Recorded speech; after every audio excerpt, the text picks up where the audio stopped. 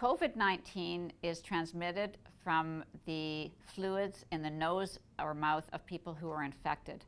And this occurs when they cough or sneeze and produce small particles we call droplets. Those droplets can travel about 1 meter in the air and then can settle on environmental surfaces. And people who touch those surfaces and then touch their eyes, nose, and mouth can become infected.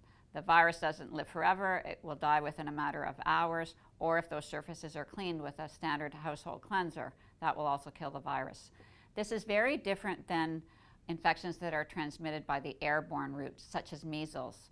That transmission can occur because the virus can remain suspended in the air from a person who's infected and is in an airspace and breathes in that airspace, and can even survive in the air for several hours after the person leaves.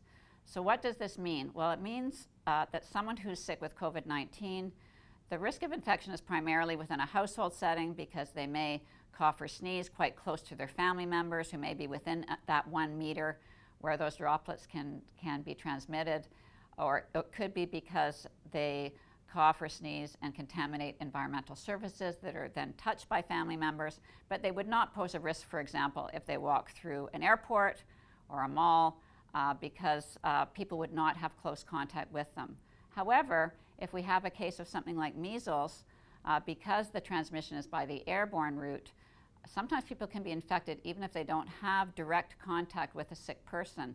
We have had cases of measles go through Vancouver Airport, and other people getting sick who walked through the airport around the same time or even sometime after the case left, because the virus can remain suspended in the air. But COVID-19 is not transmitted that way, and it's not nearly as infectious as organisms that can be transmitted by the airborne route. We're quite confident that we know that COVID-19 is transmitted by droplets. That's been very clear in the outbreaks that have occurred to date.